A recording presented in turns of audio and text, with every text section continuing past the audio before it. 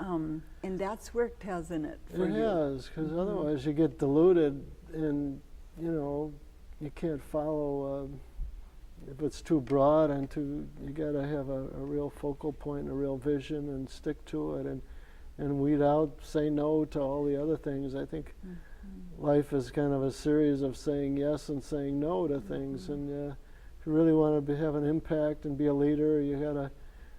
It's just as important to say no to some things as it is to say yes. And if we say yes to too many things, we get so scattered, we lose that focus. Exactly, yeah. Mm-hmm.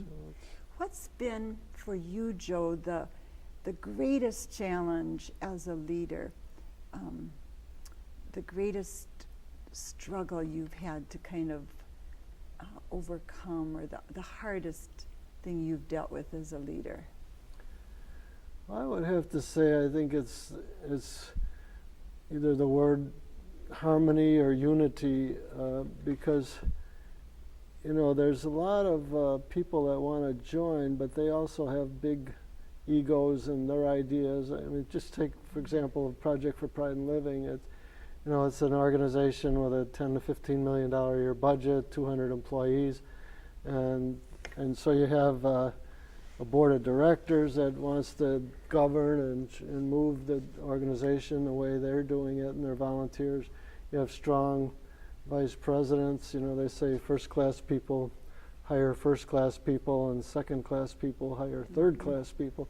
So you want to hire good, strong first-class people, but they need a certain amount of ownership and power too, and their interests may not always be the same as the board or the lower level staff and managers, or the clients, the people you're trying to help, the participants, or the neighborhood activists. And so there's a lot of competing interests there, and you have to keep them all in somewhat harmony, or it'll self-destruct. Keep them all happy to some degree. Exactly. And that's I mean, obviously that is a hard thing for anybody. What's been your trick, in a sense, up your sleeve that's worked to keep a balance between the different needs of all these parties? Well, I think first of all you have to listen to their concerns and try and agree with them where you can and find some common ground, and don't just try and impose your will, but first start with listening to their concerns, and if it's at all compatible, they'll respect you for listening and trying to make it part of your vision. So I think that's the most important thing, and then you have to, talk to them about other people's interests. It may you might have to educate them a little bit if a funder thinks it's being unrealistic about the client and what they can do. You have to tell them, have them meet some clients and see that these people aren't, always the most talented and the brightest and the most energetic and the most educated, and that part of that is why they're poor. They've had a tough background, and you got to be realistic, and you're not dealing with a bunch of CEOs here.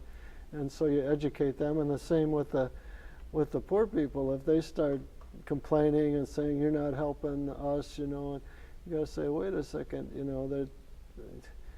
we're not here to just hand things over to you. We're here to to help you help yourselves, and nobody's got enough money to just give it all these folks that need help. You've got to do it yourself, and you've got to sometimes ignore some that aren't ready. I'll tell you kind of a funny story that I hesitate to say it because people tend to stereotype people when they hear this funny story, but it's clearly an exception. But one of our workers went out and was talking to a person that was renting from us, and she was had the characteristics of a poor person, without money and education, and had a lot of kids and a lot of problems. And so the worker from PPL said, well, PPL has really got some assets to help you with. We can get you bus tokens to get you to work, and we can find you a job, and we can, you know, if you start progressing and you need a car to get to work, we can help you get the down payment for the car, and you know, and if you progress in your housing, we can get you out of this apartment and even help you buy a house, you know. So we've got a lot of things, but we're not just giving them to you. We're not a handout organization. You've got to really put yourself into it and pull yourself up. And are you ready to really work at this? And she said, well, yeah, I am, but I want to be real upfront with you. I ain't going outside in no winter time. So, you know, so she wasn't. She had quite, her limits. Right, yeah, and so she wasn't quite ready for our, you know, our So programs. education is part Yeah. of the role of the leader, Yeah, isn't it? and you know, and so sometimes you just have to say, well, I'm not going to waste my time with her this year. I'll come back next year, maybe. See if you know, she's ready. Yeah, Yeah, she's yeah. maybe all we can expect is her to pay the rent every month, and maybe next year she'll have the She'll ambition to put understand herself more into what you it. can do and what Yeah. she needs to do. Exactly. If you would like to learn more about PPL, Project for Pride in Living, we've got a phone number that we're going to put up now, because this is Joe's passion, his purpose for so many years, and they do wonderful things in South Minneapolis, North Minneapolis, Even St. Paul. and even some- St. yeah, Paul. and 612-874-8511. Well, Joe, this has been wonderful getting to sit and talk. The time has gone way too fast. yeah, it sure has. One sentence opportunity here for you. With young people, what do we need to do to encourage them becoming leaders?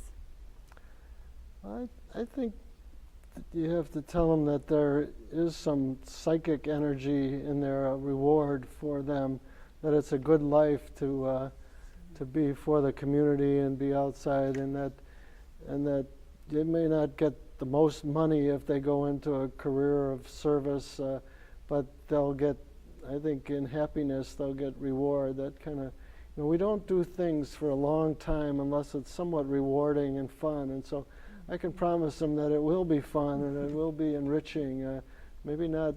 Maybe they could make more money somewhere else, but as far as happiness and enrichment as a human being, they'll get plenty of it if they go into a life of service.